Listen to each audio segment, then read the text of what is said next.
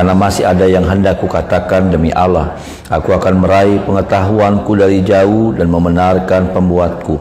Karena sungguh-sungguh bukan dusta perkataanku, seorang yang sempurna pengetahuannya menghadapi engkau. Saudara, ternyata panjang ya, banyak yang disampaikan sama Elihu, ya, seorang muda ini, saudara, yang berusaha untuk menasehati Ayub. Tapi kalau saudara melihat, Bapak saudara, dari setiap kata-katanya, ya, maka ada sebuah spirit, ada sebuah hal yang ada dalam diri daripada Elihu. Ini sesuatu yang sangat disayangkan sekali, ya. Apa itu, Bapak saudara?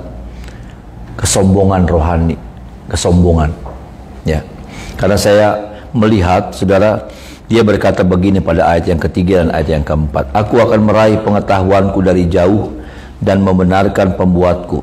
Karena sungguh-sungguh, perhatikan saudara, bukan dusta perkataanku, seorang yang sempurna pengetahuannya menghadapi engkau. Nah, dia merasa dia punya pengetahuan yang luas tentang Tuhan. Dia merasa dia memiliki pengetahuan, pengenalan yang luar biasa tentang Tuhan. Dan dia mau mengajar seorang yang tua ini, Ayub, ya, yang dia anggap seorang yang sudah murtad, yang sudah menghina Tuhan.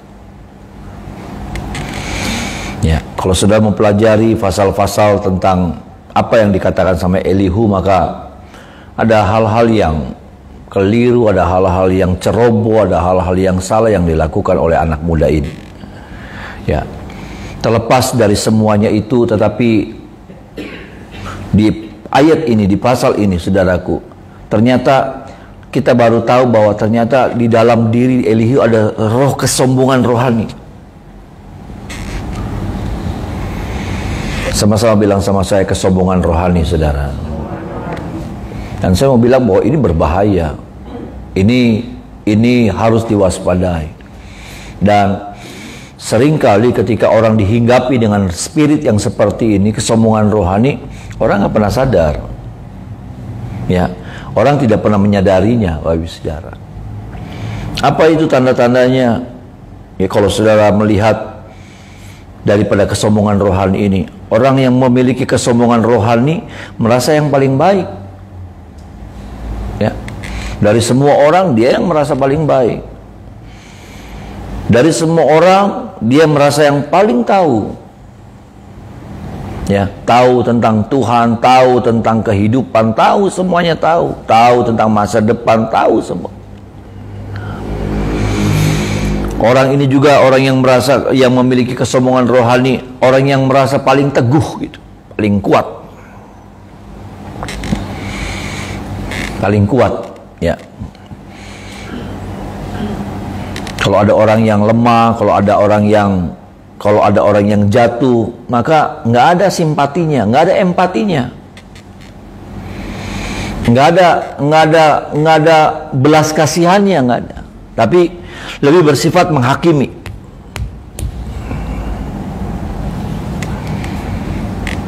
Lebih bersifat menjudge.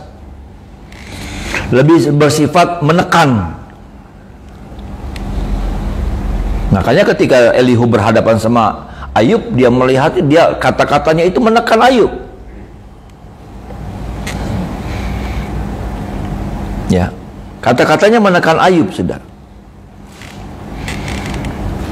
Paling suci, merasa paling benar dia, paling suci, ya, paling oke lah, paling sempurna hidupnya. Ini berbahaya. Dan saudara, saya percaya ini adalah sebuah pekerjaan daripada roh jahat. Ada amin, saudaraku, ya. Saudara, roh jahat itu pintar, saudara. Roh jahat itu hebat sekali. Hati-hati. Roh jahat itu bekerja dengan berbagai macam cara, dari cara-cara yang kasar sampai dia pakai cara-cara yang sangat halus sekali. Dan saya mau bilang begini, cara yang seperti ini cara yang halus. Dan sama, sudah, ini adalah sebuah cara pekerjaan iblis, pekerjaan roh jahat untuk apa? Menghancurkan kehidupan seseorang. Dibiarkannya orang itu merasa hebat, dibiarkannya orang itu berrohani, dibiarkannya. Tetapi di dalamnya dia munculkan, dia tabur itu benih kesombongan. Sehingga apa? Rohani tapi jadi sombong rohani. Dia tidak berbangga, dia tidak menyombongkan materi, dia tidak mengunggulkan yang namanya kesenangan dunia, enggak. Rohani. Yang jadi unggulannya hal-hal yang rohani, tapi jadi apa sudah? Jadi kebablasan, jadi sombong, jadi angkuh, jadi tinggi rohani. Yang tadi saya katakan, merasa paling baik lah, merasa paling tahu semuanya tentang Tuhan, tentang kehidupan, tentang firman. Orang lain cetek semua. Makanya kalau saudara melihat di YouTube ada banyak itu lagi bermunculan orang-orang seperti itu. Maaf nih saudara, orang-orang yang prinsipnya yang paling benar, orang-orang yang paling ngerti, yang lainnya salah semua. Semua salah sudah, semua bodoh, kamu tolol, kamu nggak ngerti apa-apa. Kalau sudah lihat hari-hari di YouTube kan seperti itu, perdebatan, saling hina, pendeta sama pendeta, saling maki,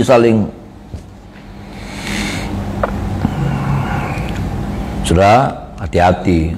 Kalau sudah melihat seperti itu, sudah stop aja, jangan diterusin.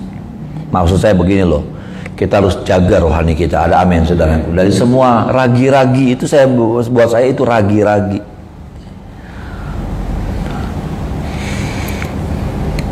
Saya lebih suka nonton Christian Prince saudara, ya, dimana di situ ada jiwa-jiwa yang dimenangkan. Saya lebih suka ada pekabaran Injil yang disampaikan, ketimbang saya harus melihat tentang perdebatan firman diperdebatkan. Firman itu kaya dan luar biasa. Ada amin saudaraku. Firman itu kaya dan luar biasa. Pemahaman kita nggak bisa jangkau dengan otak kita firman itu.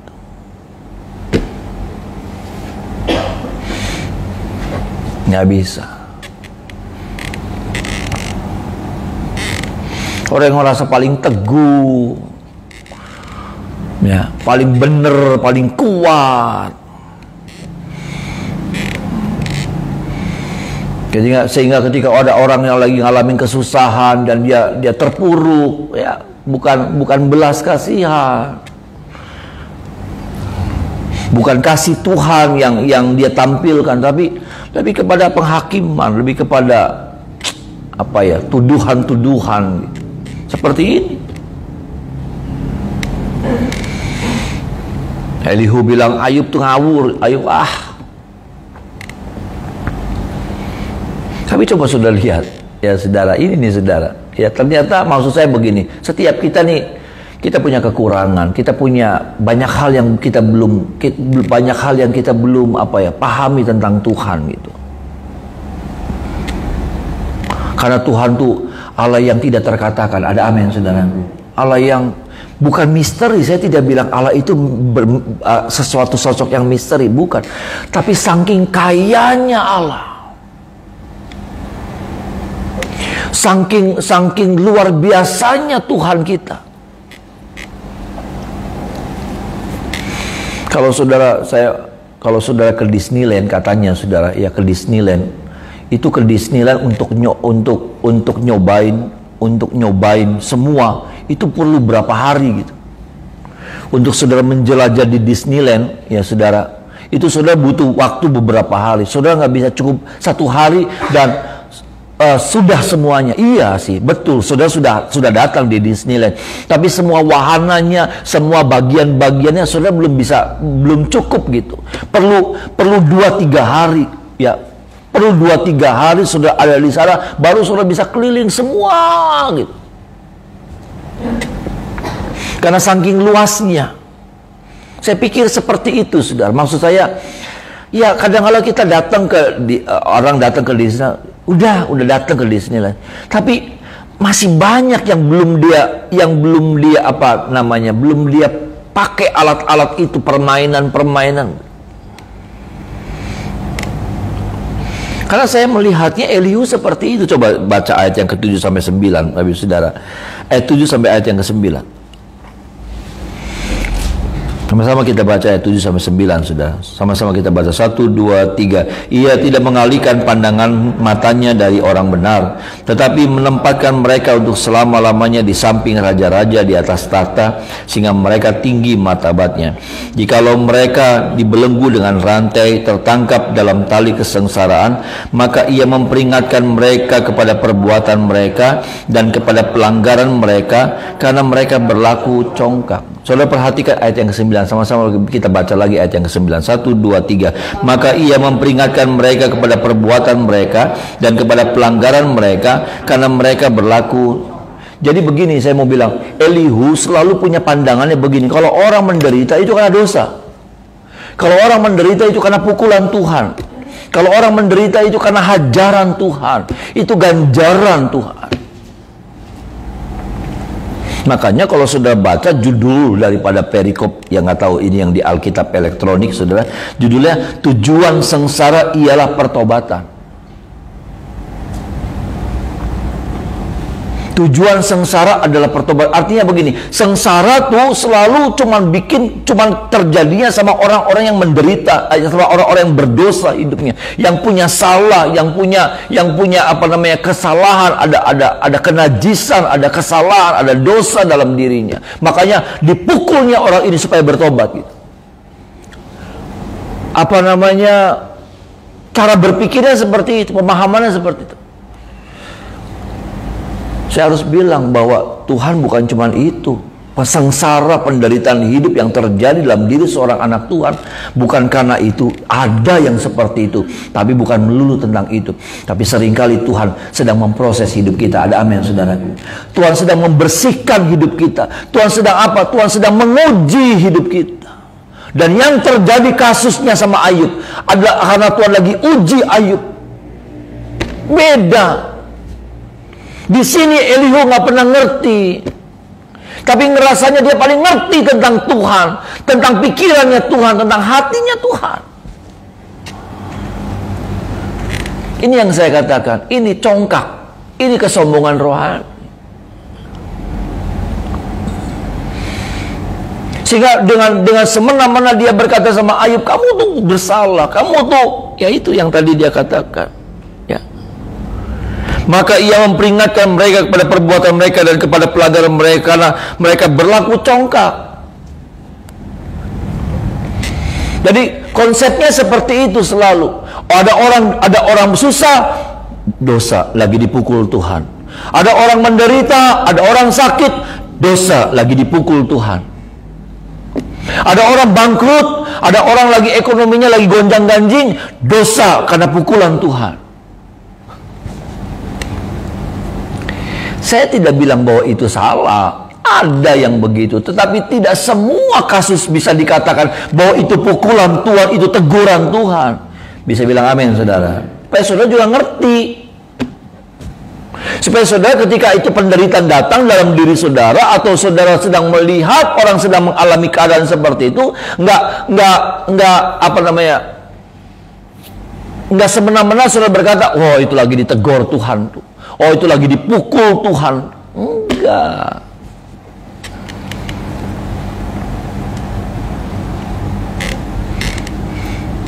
Ternyata pengetahuan Elihu tentang Tuhan cuma sampai di situ.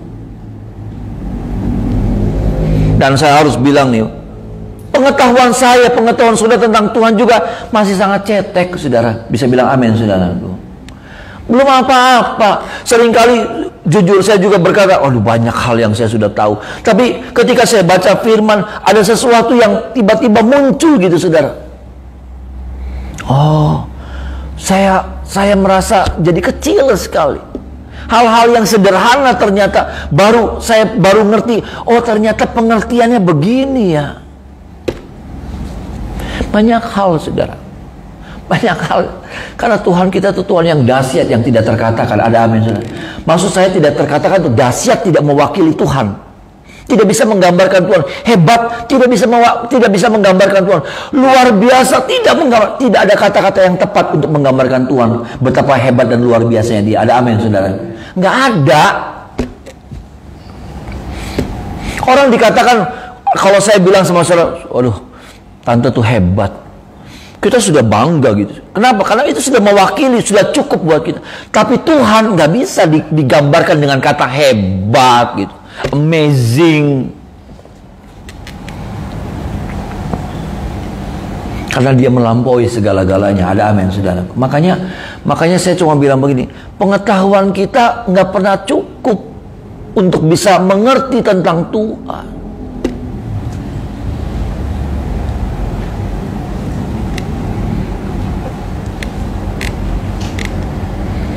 Tapi bukan berarti kemudian kita stop ya, berarti ya udah Tuhan nggak bisa dimengerti. Bukan. Disitulah kemudian kita harus belajar, saudaraku, bertumbuh dalam iman kita, pengertian kita tentang Tuhan seperti apa. Kita harus mengerti, saudara. Kita nggak boleh tinggal dalam pengertian kita sendiri.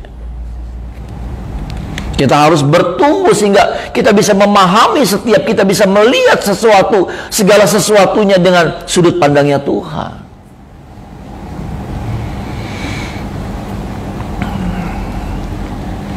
Ini, saudara, ini hal yang seperti ini sangat mengerikan. Karena sekali lagi saya harus katakan, ini salah satu pekerjaan daripada iblis. Membawa orang masuk dalam kesombongan rohani. Didorongnya orang kebablasan jadinya.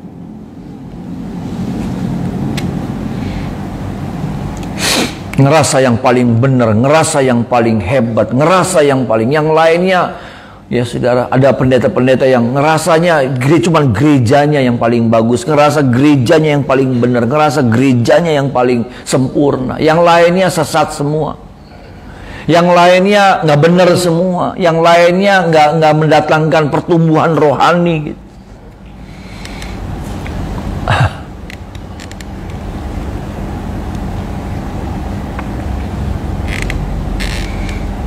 Yang lainnya cuma kesia-siaan. Orang ibadah di sana cuma sia-sia. Kenapa? Karena nggak pernah dapat makanan yang benar. Dalam setiap keterbatasan banyak hamba-hamba Tuhan, tapi saya percaya di dalamnya ada anugerah Tuhan. Ada amin, saudara. Banyak pendeta-pendeta yang terbatas dalam kemampuan mereka melayani, tapi saya mau bilang begini, di dalamnya ada anugerah Tuhan yang memampukan mereka. Ada amin, saudara. Ada hamba-hamba Tuhan yang kalau ngomong ngalor ngidul, tapi nggak tahu tuh. Ada jemaat yang diberkati lewat firman Tuhan yang disampaikan. Bisa bilang amin, saudara. Ya, ada orang yang kalau ngomong ngawur, tapi nggak tahu tuh. Ada aja pemakaian Tuhan lewat hal yang lain. Saya ingat, almarhum Bapak Pendeta Pariaji, Bapak Ibu Saudara, ya, Bapak Pendeta Pariaji terlepas pro kontranya, saudara. Tapi maaf nih, saudara, saya kalau dengar khotbahnya Pak Pariaji, aduh puyeng, saudara, puyeng, temenan puyeng. Tapi pemakaian Tuhan tetap ada loh, saudara. Lewat pengurapan minyak, lewat apa gitu. Bisa bilang amin, saudaraku. Maksudnya, ya Tuhan tuh bisa bekerja dengan banyak hal gitu. Ya, kalau Tuhan sudah memanggil seseorang, maka urusan selanjutnya adalah bagian Tuhan yang bekerja lewat orang itu. Bisa bilang amin, saudara. Tuhan tuh hebat dan luar biasa.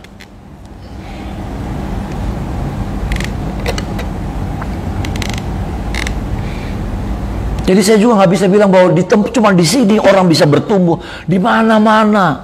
Karena saya percaya di setiap rumah Tuhan ada roh Tuhan yang bekerja di dalamnya. Ada amin, saudara. Ada roh Tuhan yang bekerja.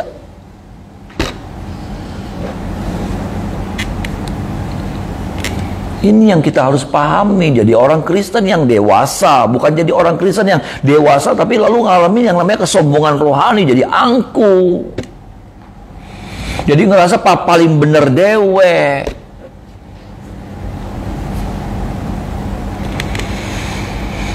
Saya cuma mau bilang begini, ketika engkau mengalami yang namanya pertumbuhan rohani, ketika engkau mengalami yang namanya pengenalan akan Tuhan lebih lagi, maka saya mau bilang begini, saudara, tandanya yang paling mudah adalah apa? engkau bisa tampil seperti Yesus tampil, saudara. Ada pribadi Tuhan yang muncul lewat hidup saudara. Orang bisa melihat gini, kehadiran saudara itu seperti Yesus hadir di tengah-tengah mereka. Bisa bilang amin, saudara? Itu bukan kata-katanya yang paling kayaknya. Kalau sudah ngomong tentang firman gak boleh dibantah. Kalau ngomong tentang firman, orang lain mesti diem. Ya, kalau ada orang yang ngomong, kamu masalah, saya yang paling benar. Ada pendeta, maaf nih saudara, ada pendeta-pendeta yang kalau bukan dia yang khotbah, dia nggak mau datang. Kalau bukan dia yang khotbah, dia nggak mau datang.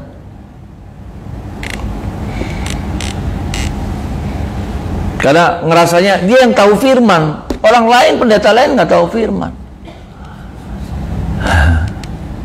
Macam-macam, saudara. Bentuk-bentuk kesombongan rohani macam-macam. Dan saya mau bilang begini, roh itu bukan cuma menghinggapi Elihu. Roh itu bukan cuma menghinggapi orang-orang yang sudah dikuasai sama roh kesombongan rohani, tapi roh itu juga sedang bekerja untuk apa? Menangkap saya, menangkap saudara.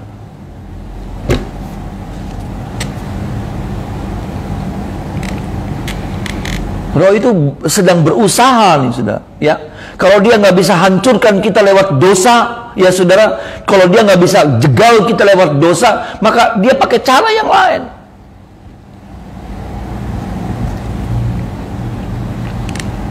Lewat apa?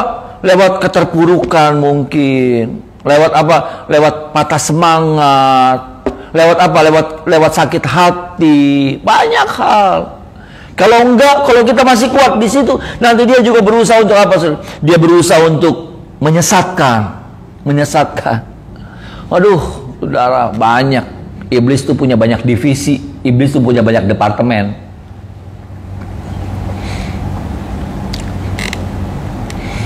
Kalau penyesatan juga nggak mempan sama saudara dan saya,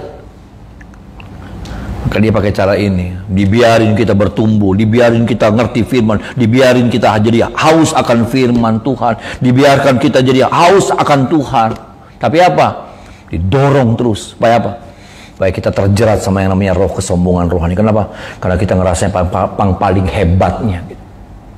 Urusan firman, ngerti firman kita. Urusan apa kita? Kita yang paling ngerti. Sekali lagi saya katakan, terbukti Elihu nggak ngerti. Banyak hal yang Elihu belum ngerti tentang Tuhan. Konsep tentang kesusahan hidup saja dia nggak ngerti. Dia selalu berpikir dia punya prinsip kesusahan itu karena dosa, penderitaan karena dosa, penyakit karena dosa, kegagalan cuma karena dosa. Dia nggak pernah ngerti bahwa ada rancangan Tuhan.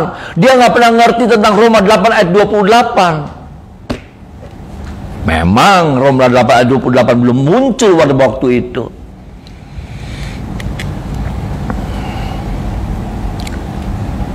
Tapi Yusuf sudah ngerti tentang penderitaan hidup. Bahwa penderitaan hidup itu mendatangkan seperti sebuah ujian. Penderitaan hidup itu seperti sebuah proses kehidupan untuk apa? Mematangkan hidupnya Yusuf.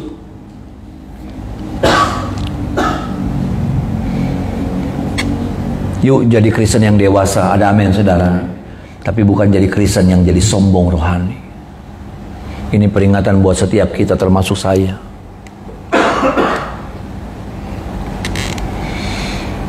Dan tolong kita supaya hari-hari ke depan Bapak Ibu Saudara, dengan pengertian yang semakin bertambah, dengan pengalaman-pengalaman yang penyataan-penyataan Tuhan dalam hidup kita lewat banyak hal. Ada karunia-karunia mungkin ya saudara, ada karunia-karunia Roh Kudus yang Tuhan berikan kepada saudara. Tapi jangan sampai membuat kita yang namanya mengalami kesombongan rohani. Pemakaian Tuhan dalam hidup saudara dan saya, jangan sampai itu memunculkan jadi kesombongan rohani. Sampai pada akhirnya saudara udah nggak bisa diarahkan lagi, saudara nggak bisa diomongin lagi, saudara nggak bisa ada yang namanya penundukan diri lagi. Kenapa? Karena saya ngerasa hebat. Banyak hal yang Tuhan percayakan sama saya. Karunia-karunia, talenta-talenta yang hebat, pemakaian-pemakaian Tuhan yang hebat, posisi-posisi yang pada akhirnya juga Tuhan berikan kepada saya. Sampai pada akhirnya nggak bisa lagi saya diomongin, nggak bisa saya lagi diingetin, nggak bisa saya apalagi ditegur.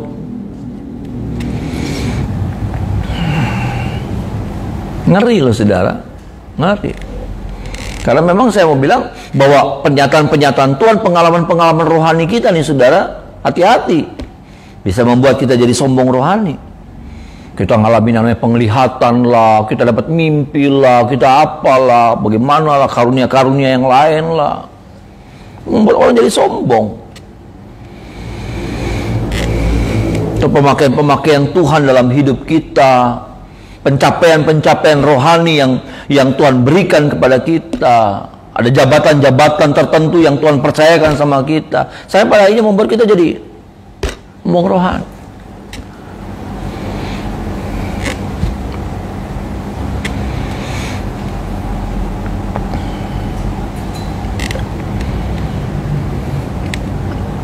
Tolong kita saudara, supaya kita tetap dalam kerendahan hati. Ada amin saudara?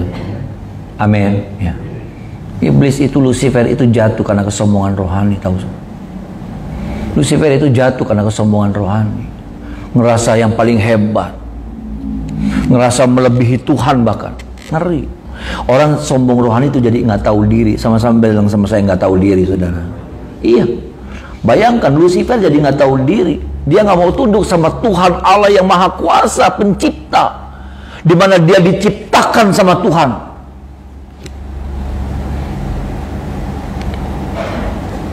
Tuhan tidak berawal, tapi malaikat berawal.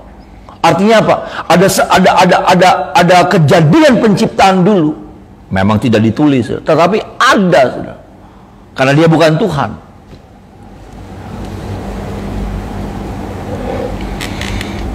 Dia tidak lahir bersama-sama dengan Tuhan, tidak. Dia tidak muncul bersama dengan Tuhan, tidak. Nggak tahu diri jadinya Lucifer. Dia berkata, aku hendak menyamai Allah yang Maha Kuasa. Itu. Jadi akhirnya kita nggak tahu posisi kita. Kita jadi nggak tahu tempat.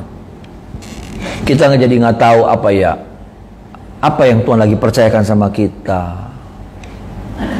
Jadi ngerasanya semua saya bisa pegang, semua saya boleh kuasai, semua saya harus ini urus. Udah.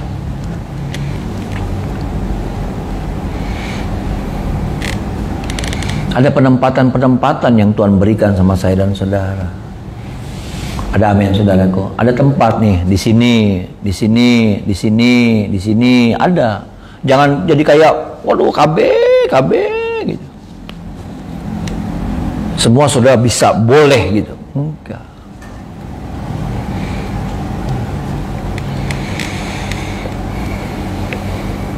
Dan tolong kita supaya, karena gini saudara, jebakan ini jebakan Batman ya saudara. Ya, ini jebakan Batman. Yang kalau kita tidak berhati-hati, saya tidak berhati-hati, maka roh itu akan bekerja, menguasai kita.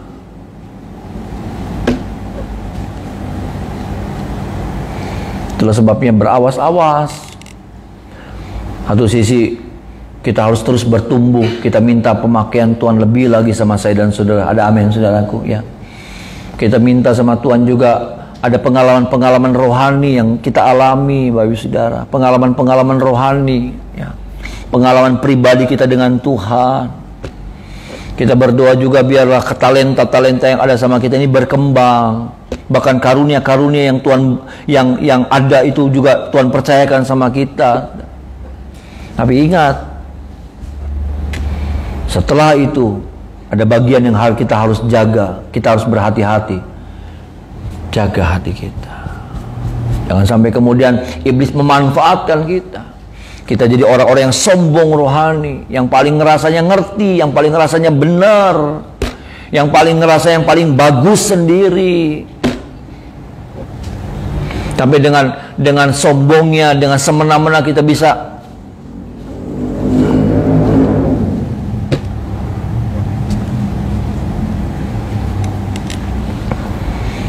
Saya sangat sedih sekali ya di YouTube dengan berkembangnya teknologi. Tapi YouTube, satu sisi YouTube jadi alat Tuhan untuk memenangkan banyak jiwa.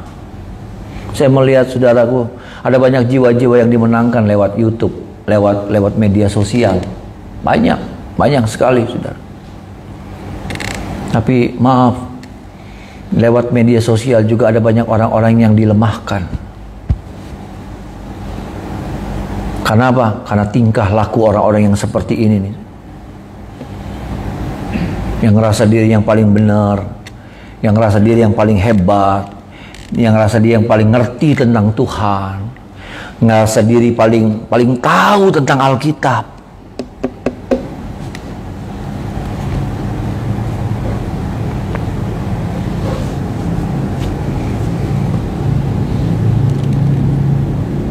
Saudara, latar belakang kita tuh menentukan sudut pandang kita. Ya. Tempat di mana kita berasal juga itu jadi menentukan juga sudut pandang kita. Dan jangan diperdebatkan gitu, saudara. Karena masing-masing kita punya latar belakang yang berbeda-beda. Betul, saudara? Ya. Saudara nggak bisa bilang begini. Saudara nggak bisa bilang begini, orang pakai mobil, orang punya mobil mewah-mewah pisan gitu. Saudara juga nggak bisa salahin orang kayak gitu kalau ada orang ngomong begitu. Kenapa? Karena buat dia, ya motor aja juga udah susah gitu dapetinnya.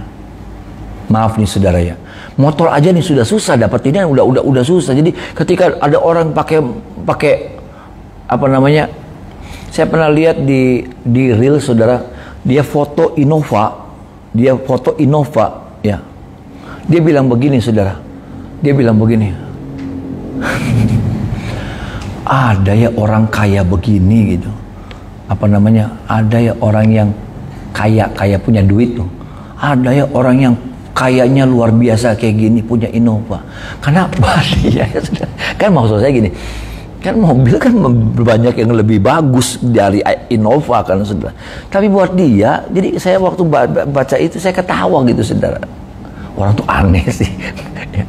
Tapi, nah maksud saya gini, pengalaman dia, kehidupannya dia, membuat buat dia nih saudara, punya Innova tuh, aduh udah kaya raya banget. Impiannya kayaknya, aduh nggak mungkin tuh. Kayaknya buat dia mati hidup belum tentu bisa beli Innova. Ngerti ya saudara? Jadi kita juga nggak bisa bilang goblok ya, gitu. Kita nggak bisa bilang begitu, saudara. Ngerti maksud saya, saudara? Maksud saya, jadi sudut pandang, cara berpikirnya orang kita ini masing-masing loh, saudara. Kenapa? Karena ada sesuatu yang melatar belakangi kita. Ada pengalaman-pengalaman yang melatar belakangi kita yang membuat pada akhirnya ya sudut pandang kita berbeda satu dengan yang lain. Tuhan tolong kita ya saudara. Ya kita saling bergandengan tangan gitu, saudara. Ada amin, saudaraku. Dan kalaupun kita melihat ada orang-orang yang lemah, bukan kita menjudge mereka, bukan kita nyalah-nyalahin mereka, tapi bagaimana tadi yang saya katakan, bagaimana mereka belum melihat Tuhan, tapi lewat kita mereka bisa melihat Tuhan. Ada amin, saudaraku. Itu rohani yang benar, itu rohani yang bertumbuh seperti itu. Mereka nggak pernah ngedengar suaranya Tuhan, tapi waktu mereka dengar kata-katanya kita, mereka seperti mendengar suaranya Tuhan, yang menguatkan, yang memulihkan, yang membangkitkan semangat. Bukan apa? Bukan semakin tambah turun semangatnya, bukan semakin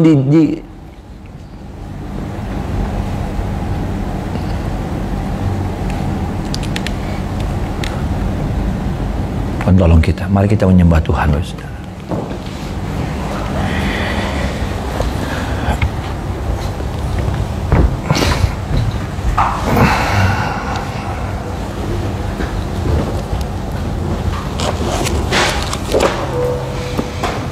Naikkan pujian yang tadi, saudara. Roh Allah yang hidup penuhiku.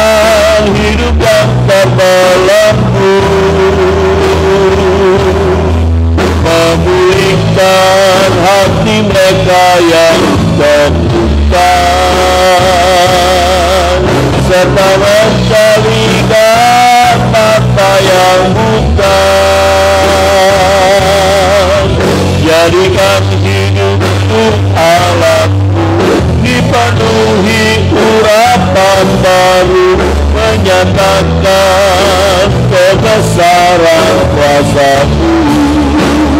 Oh, membebaskan hidup yang terbelenggu, memulihkan hati mereka yang terluka, serta mencelingkan mata yang buta.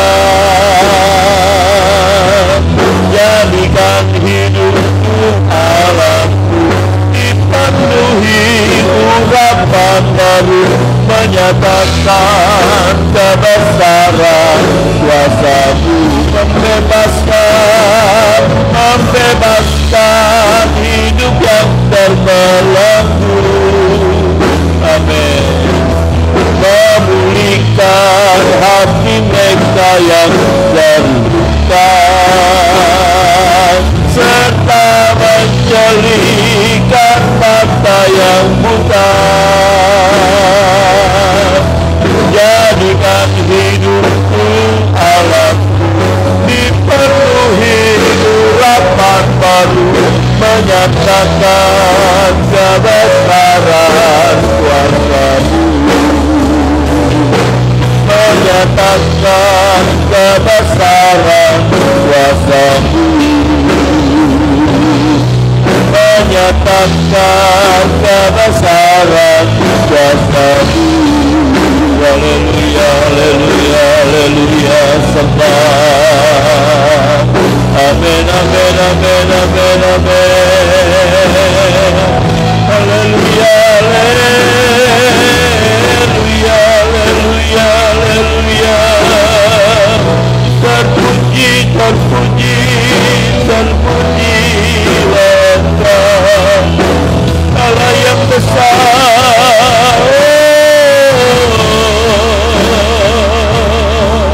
Hanya Engkau yang dibesarkan, diagungkan selama-lamanya.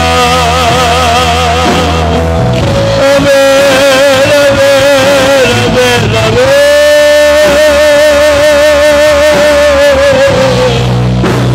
Haleluya, haleluya, haleluya, haleluya, haleluya, haleluya. Glory, glory, glory, glory, glory, glory. Amen, amen, amen. Haleluya. Roh Kudus kekuatan kami, Roh Kudus penolong kami. Amin. Haleluya, haleluya, haleluya, haleluya, haleluya, haleluya. Amin, amin, amin, amin. Ya, membebaskan hidup yang terbelenggu, memulihkan hati mereka yang terluka, serta mencelingkan mata yang buta. Jadikan hidupku Allahku dipenuhi urapan baru, menyatakan kebesaran. Beri kemuliaan, haleluya, haleluya. Membebaskan hidup yang terbelenggu,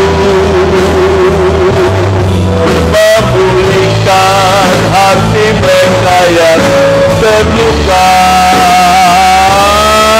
serta mencelingkan mata yang buta. Jadikan hidupku Allahku dipenuhi urapan baru, menyatakan kebesaran kuasa-Mu. Menyatakan kebesaran kuasa-Mu. Amin, amin. Menyatakan kebesaran kuasa-Mu.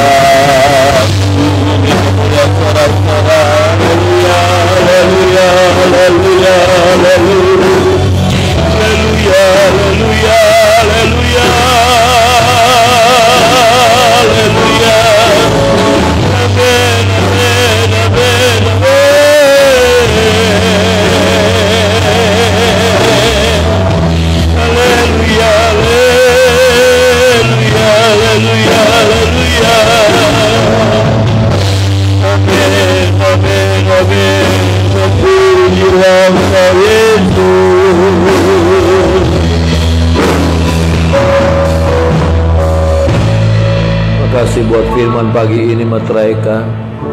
Kami mau terus bertumbuh, kami mau terus mengenal Engkau lebih dalam. Tapi bukan untuk kesombongan Tuhan, tapi biarlah itu semua membawa kami menjadi perwakilan-perwakilan Tuhan di muka bumi ini, sehingga setiap orang boleh melihat Yesus hidup dalam hidup kami Tuhan, lewat perkataan kami, lewat pikiran kami, lewat apa yang kami buat. Mereka boleh melihat ada tangan Tuhan, ada pribadi Tuhan yang hadir dalam hidup kami. Terima kasih, hari ini ada berkat Tuhan terbaik limpah untuk kami nikmati. Anak-anak kami diberkati, mereka sekolah, berkuliah, masih balita, berdagang, bekerja, berumah tangga, yang belum berumah tangga diberkati pagi hari dengan darah Yesus. Rumah tangga kami, istri, suami, anak-anak kami, pekerjaan, kesehatan, tubuh, jiwa, roh kami, seluruh kepemilikan kami diberkati. Bangsa negara kami Indonesia diberkati, kota kami Cirebon diberkati. Kami rindu, kami pulang dari tempat ini, kami jadi berkat dimanapun kami berada. Pekerjaan Tuhan di kenduruan diberkati. Tambahkan bilangan jiwa yang ada, jiwa-jiwa yang rindu bertumbuh mengenal Tuhan lebih dalam, kirimkan bersama kami di tempat ini. Bahkan semua gereja-gereja Tuhan kota Cirebon semuanya diberkati oleh Tuhan. Terima kasih, tangan kami arahkan buat setiap jiwa-jiwa yang kami doakan di dalam nama Tuhan Yesus. Biarlah anugerah keselamatan daripada Tuhan yang besar, yang ajaib itu menjadi bagian mereka. Dalamnya ada orang tua, papa, mama, kakak, adik kami, keluarga kami, sanak saudara kami, kenalan kami, cucu-cucu kami yang belum kenal Tuhan. Selamatkan mereka di dalam nama Tuhan Yesus. Terima kasih, tangan kami yang terangkat pagi hari, kami percaya tangan kami limpah dengan berkat Allah, kemuliaan Allah menjadi bagian kami sepanjang hari ini. Kami sambut hari yang baru, berjalan bersama dengan Tuhan dalam nama Tuhan Yesus. Haleluya, amin. Selamat pagi, Tuhan berkati.